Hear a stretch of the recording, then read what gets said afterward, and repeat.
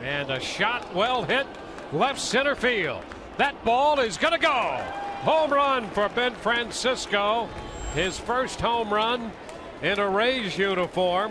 It comes on a 1-2 pitch here off Ricky Romero, and the Rays have a 2-0 lead. And a liner into center for a base hit.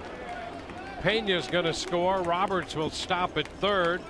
And the Rays make it a 3-0 game.